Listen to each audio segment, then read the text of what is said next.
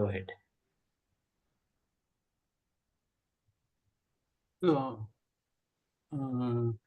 talking about Smashana Vairagyam, there is another kind of Vairagyam they say about that Prasudigraha Vairagyam, which lady, what you call, attains. In fact, you can say as a maternity home Vairagyam. Prasava Vairagya. Prasava, which I always say that I will never going to have another child henceforth in life, but in another 1 year they will have another child. That's a different. And talking about Prashana Vairagyam, I have gone to the Smashana Graha for nearly more than 100 or 200 times. I acted as a hearsay, in fact, as carrying the pallbearer type, more than time. Even in Nana Nani, I get to take the first opportunity to go to the Smashanam along with the body. Very good. No, great service. Great service. Yeah, because people here, a lot of them need help. Yes. Very good, man. Very good. Happy to hear that. Yeah, Mahesh ji.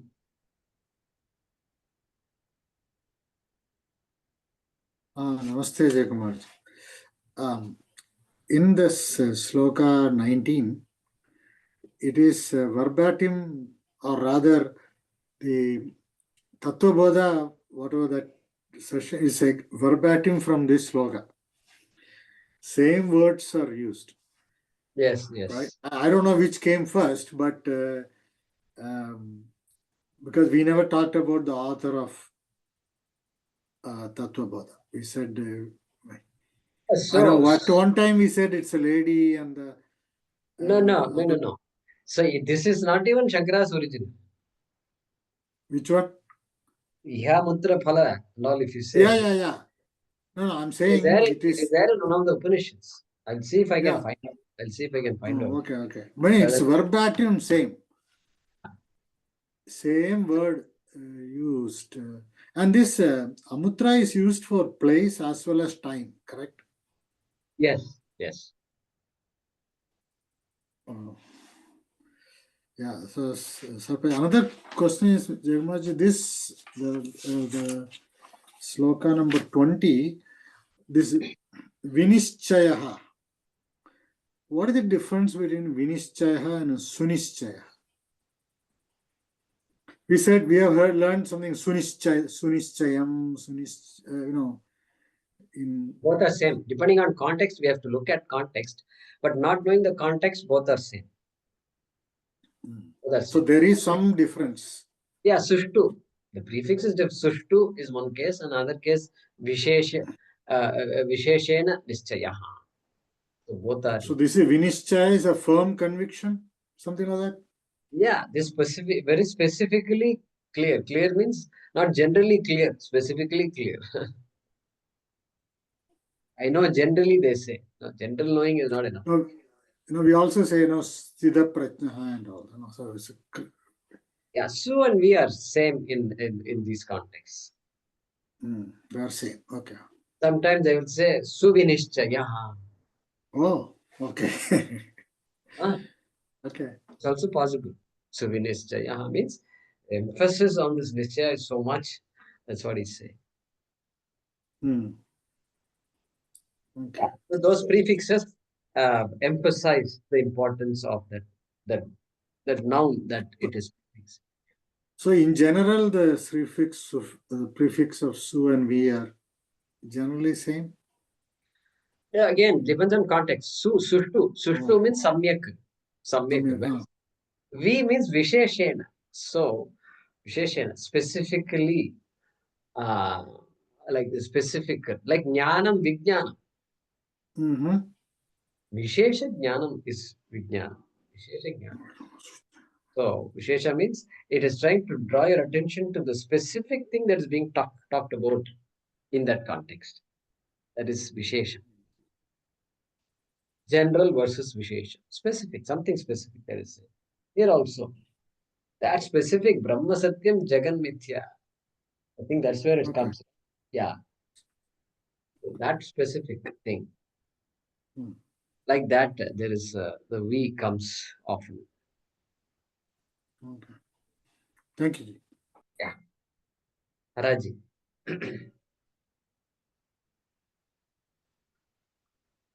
Namaste, Mahodaya. Couple of things. One is, we have audiences and they put their name. Some people put initial, first name, last name, like that. It will be better, just a suggestion for you and Narayanji, that everybody should use their last name so there is no confusion who is going to come who after who. Because there is, I believe there's some confusion. To avoid that, everybody should use their last name only. Think about it, and you and Narayanji are the caretakers, so. Right.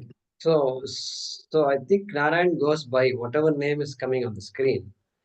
I think it's critical that the minimum thing that they should do is nobody should change their name. So initially say Hemavati Shankar. Then after Hema talks, then later on she will put Shankar Hemavati. Then again when That's she it. S comes, then again her turn will come. She won't do that. I know she won't do that. That is the reason why I'm saying just have last name for everybody. Then you No. won't have to confusion. Yeah, I know. I know, Haraji, I know what you're talking about. But I'm saying this sometimes the screen names are all etched and everybody uses this. They don't change the screen name at all. If they are not going to change the screen name, that's minimum requirement. And then because once that is fixed, then that order is going to be fixed anyway. Whether it is last or first or combination doesn't matter because Narayan is going just by the first letter of that whatever name phrase is there on the screen, whether it is one word or two words, etc., doesn't matter. So I'm good with that. So as long as nobody is changing, nobody should change, and nobody will change. Also, I think. Similarly, in the group, So what Haraji, I think there should not be any concern on that count. Okay, and that count because Narayan knows exactly what he's doing, and so it may appear because there are how many people are there? So there are 30 plus people. Narayan, Haraji. There were So 47. yeah, 47. right. So that means it takes it may take some time. May take a couple of months before we get our turn, and so that is also there. Now, Okay. if there is any, yeah, we'll see if there's any other way to give more I, opportunity. I, I believe that will streamline it, but I will leave that to you. Okay. Secondly, when you use the word Brahma, it may be better if we say Brahman instead of Brahma many times, because there is a possibility of some confusion. So I think you should use the word Brahman instead of Brahma. Good. So, Haraji, I hope everybody has heard Haraji's comment. The comment is there is our childhood, from childhood onwards, we have heard of Brahma and Brahman. Brahmaji is the triple-headed, Chaturmukha rather, four-headed Brahmaji we've heard. And so that is Brahma. And now also, essentially, we're not talking about Brahmaji at all to a large extent. Our discussion is always about Brahman. And so, Haraji is saying, why not say Brahman? Now, there is a slight catch. Who said Brahma is not Brahman? Brahma is also Brahman only. Grammatically, I mean.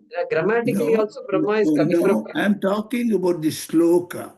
In sloka, when you say Brahma, it is Brahman. The Okay. sloka we just discussed has the word Brahma, Okay. and that is not Chaturmukha Brahma, it is Brahman.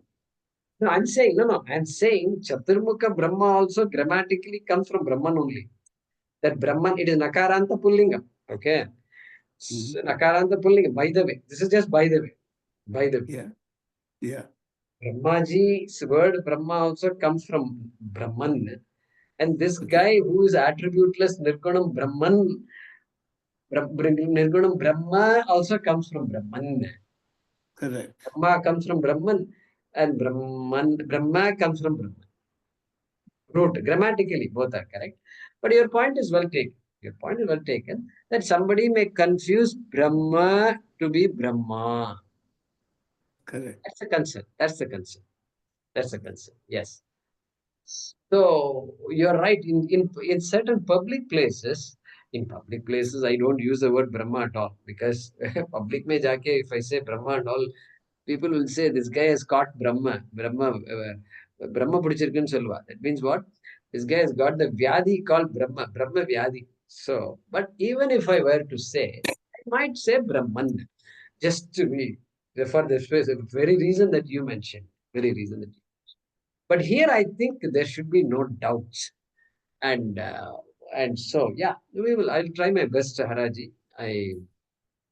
I'll try my best. And Thank you. Mhm. Brahma. And we are also used to saying Brahma, not Brahma. And sometimes I will say Brahmaji, I will say. Brahmaji also I will add. Brahmaji we will never say. Brahmanji we have never said. So Yeah. good. Thank you for that tip, Haraji. Okay, Mohdaya. Namaste. Thank you. Mhm. Prakash Bhatt.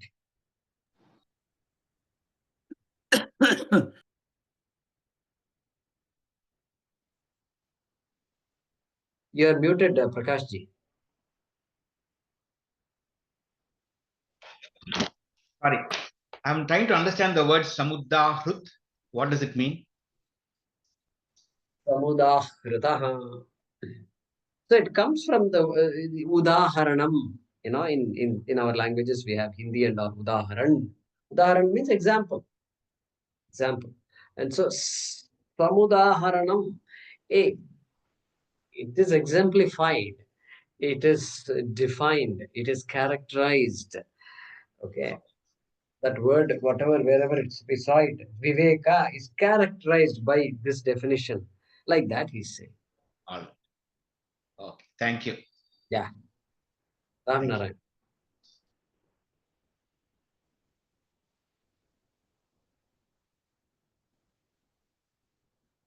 Somehow we can't hear you though. I can't hear you. Even though you're unmuted, I can't hear you.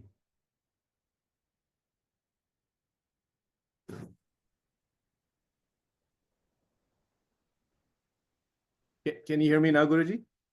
Yeah, now it's better. So this might be a naive question, Guruji. I just wanted to kind of get clarification from the conversation that was earlier. We talked about understanding what is changing because we compare it to something that is changeless. And that's how the changing versus the changeless comparison comes in.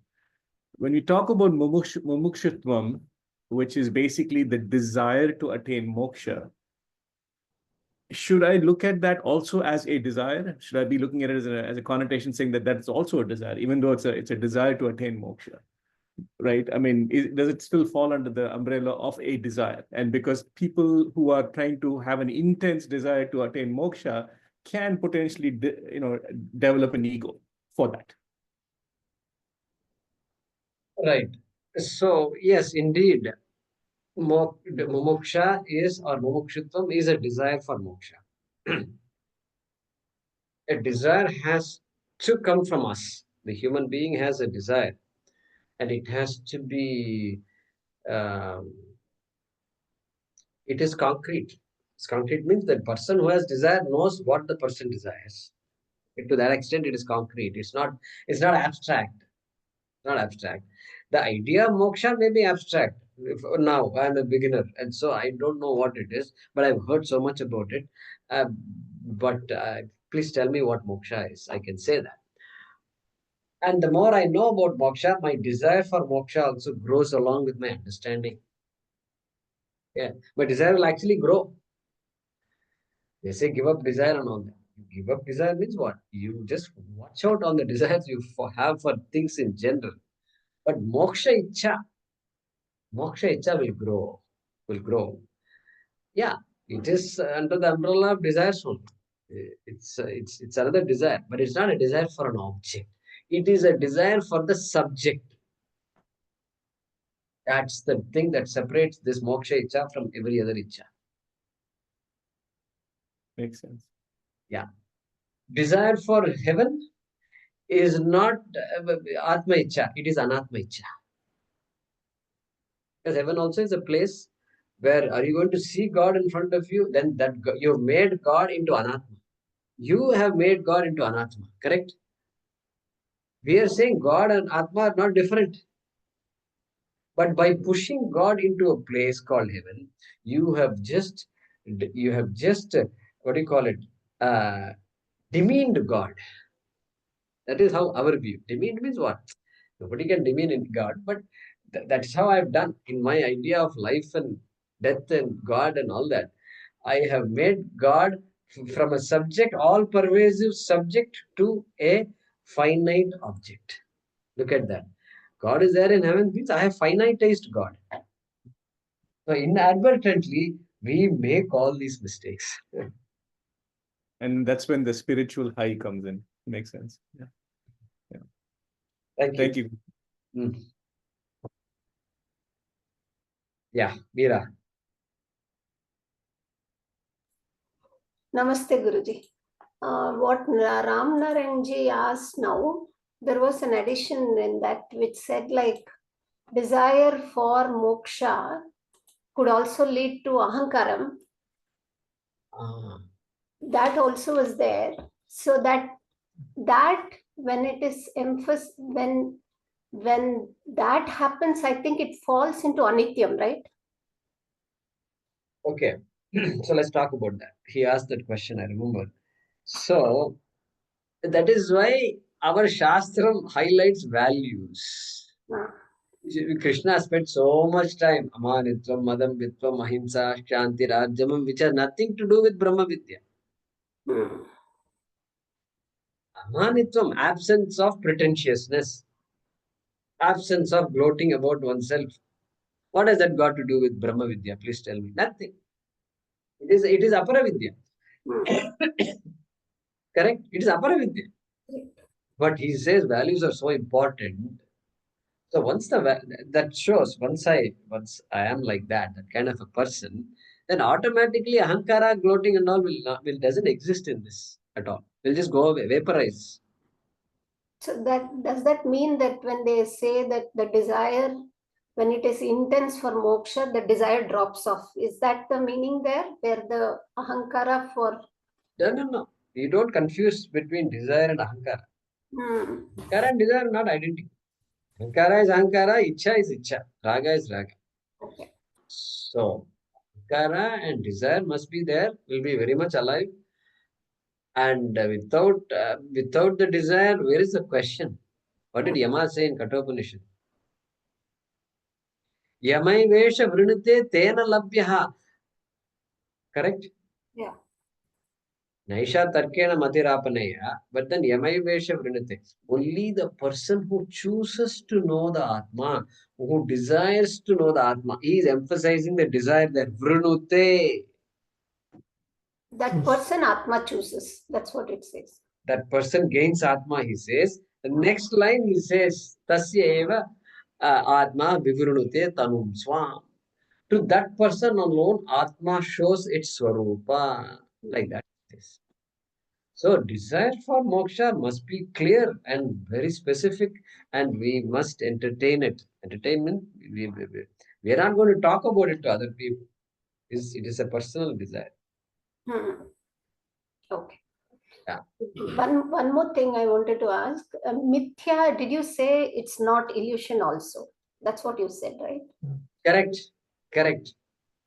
So that means you can't pinpoint. You can't say it is there. That's it. It's there, because why I got this doubt was when you go through Ramana Maharshi's works and all that, he says aham iti atmarupena bhati, that shloka is there. So he's referring to some kind of movement. Is that so? or the feeling which says aham, and he says when you question, inquire into that, it disappears.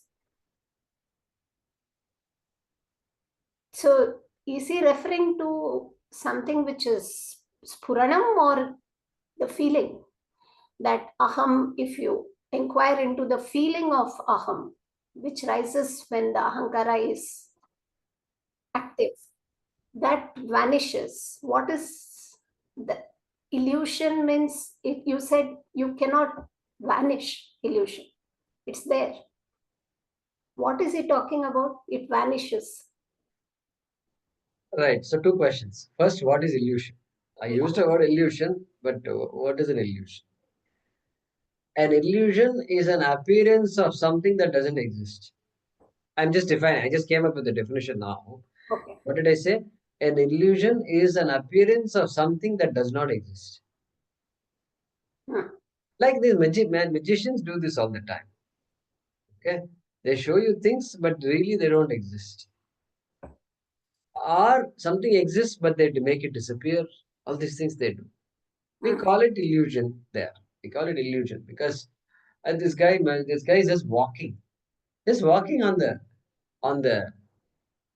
in air, thin air is walking. So we can say something's an illusion, and whether he's really there or not, nobody knows all that. Okay, nobody knows. Only the magician knows. So we put these things under the category of illusion. Like even our mirage water. Why goes that far? Mirage water is good enough. Hot day, any hot day, you see water on the street, on the road, and really speaking, there's no water. Okay, so appearance of water when there is no water is called an illusion. All right. I hope we agree on this definition. Then, so what I'm saying is, hey, this pot is not an illusion. Even though it's 100% clay. In fact, there's only clay in my hand. Inside it's clay, outside it's clay, bottom, top, everything is clay only. So when everything is clay, where is pot? We say, we have a word called pot. Yes, P-O-T. Yeah, in English we have. In Sanskrit, yeah, ghataha is there. Like this, we have words in every language. Why people have taken pains to develop a word in every language for something that doesn't exist? No, it very much exists. Pot exists, all right. Without using the word pot, you can't even transact. Without having all these words, book and bottle and water and computer and this and that table, you can't transact. Life will come to a standstill without language and without words. So everything does exist. And so, therefore, it's not an illusion. Pot is not an illusion. But we are just saying that that's not the end of the story. And you have to inquire into the reality of the pot. And that's why these words Satyam and Mithya are reality words. Reality words means what? Words expressing the reality of the existence of that object, of any object. Like illusion. Illusion is also a word which expresses the reality of the existence of whatever you're talking about. And there the illusion, what is the thing? Illusion means it appears to exist, but it really doesn't exist. Ramana Maharshi makes a beautiful statement also. Our Shastra makes that.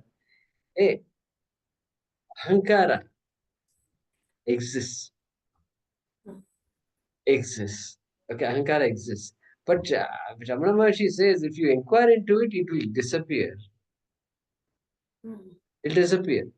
See, we know that Ahankara will disappear. When it disappears? Sleep. In deep sleep, Ahankara is not there. Therefore, already gone. For anybody, this experience is there. But for a mukshu, Ramana Maharshi is saying, look, you look into Ahankara will vanish exactly like pot vanishes when you look into the pot. You don't see the pot anymore. It doesn't have an independent existence. That's what you're saying. And it is actually 100% clay. Okay. And so what you can say, it temporarily exists.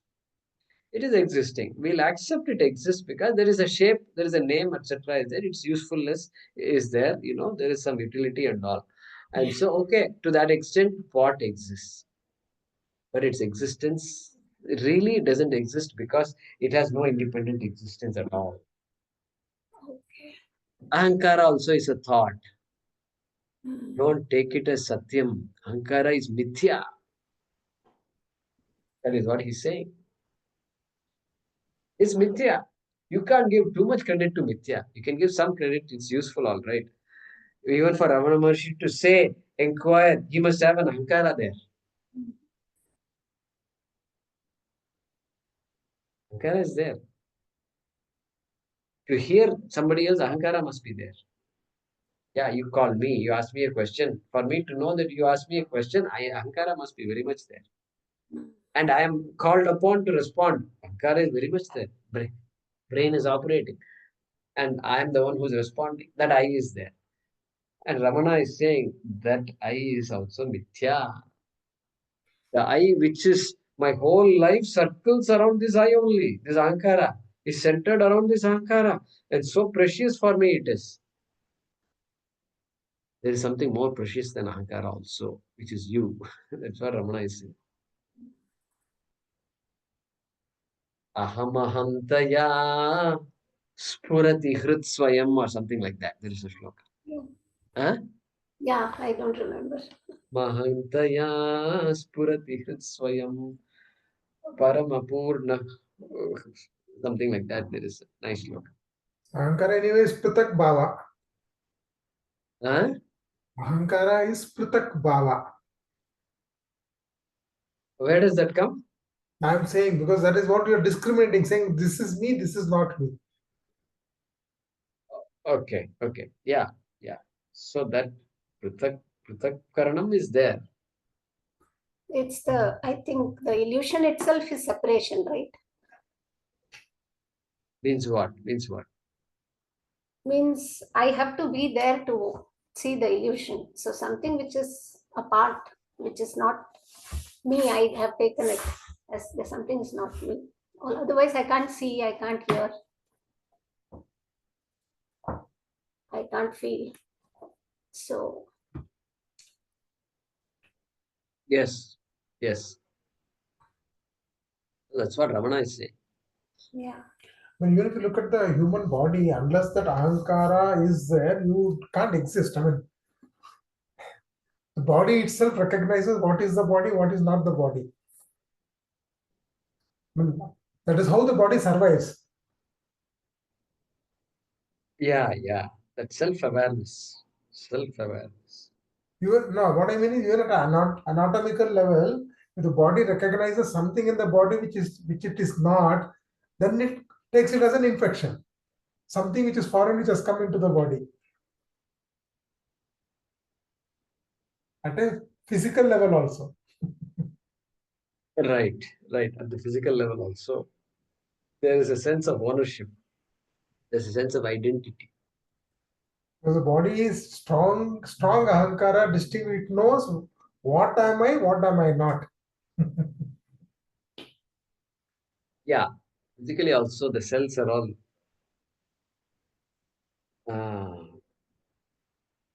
programmed to know what is foreign, what is not foreign. So yeah, definitely there is that. Yeah, Ram Narayan. I just wanted to add a comment, Guruji, to Meeraji's and Narayanji's discussion.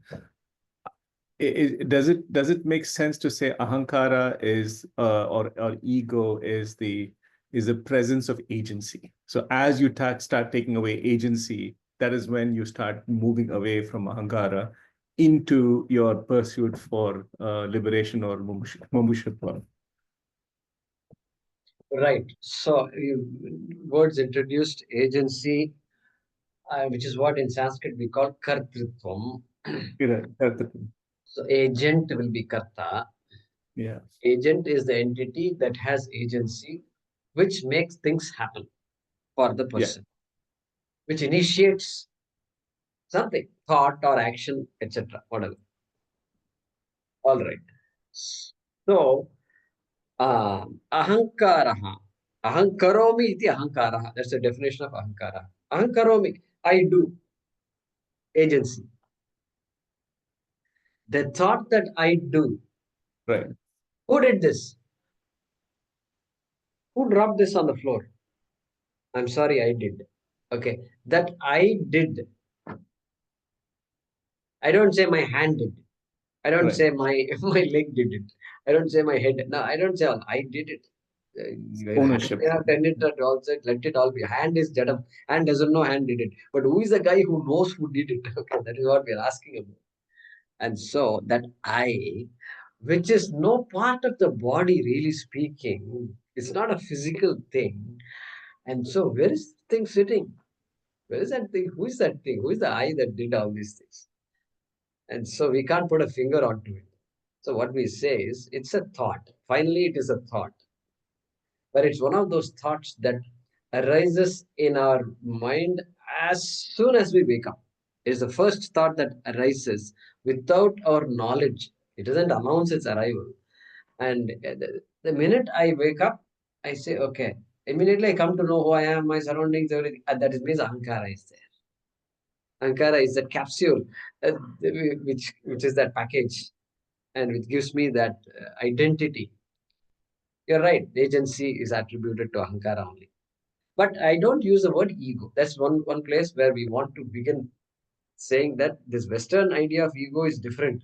And Freudian idea of ego could be different. And even in the West, he's egoistic and all we say. So let that word ego be used there. And so here we just stick with the word Ahankara for our purposes. They use the word ID in the Western side, which is completely different, Guruji. ID, no? What is it? Yeah, id. Id is basically your ego in the Western thing, right? So Freudian word. it's the Freudian word for ego. Okay, I see. Freudian word It's ID. it's not ego. It's a subconscious. Ego, and Right. super ego. There are three layers. So it's the subconscious. Ego is the conscious, and super ego is the superconscious. Ego is the other thing. Yeah. Thank you. Yeah. Subconscious, conscious, and super ego. Superconscious. Super conscious. Okay. And which one is ego in this? Or the three layers of ego? Subconscious, Guruji. Subconscious, conscious, and then superconscious. Yeah. But their superego is not our superconscious. Again, it's not a synonym. So you're right there. We should not use that word. Yeah. Yeah. Right. Good. Thank you, Guruji. Is it snowing out there where you are, Ram?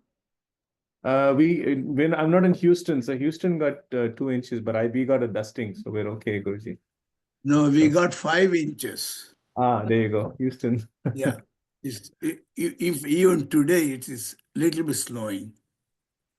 I don't know how we are going to deal with this. The city is Om Namo Bhagavate Vasudevaya Dhanvantaraye Amrita Kalasha Hastaya Sarvamaya Vinashanaya Trilokyanathaya Shri Mahavishnave Namaha.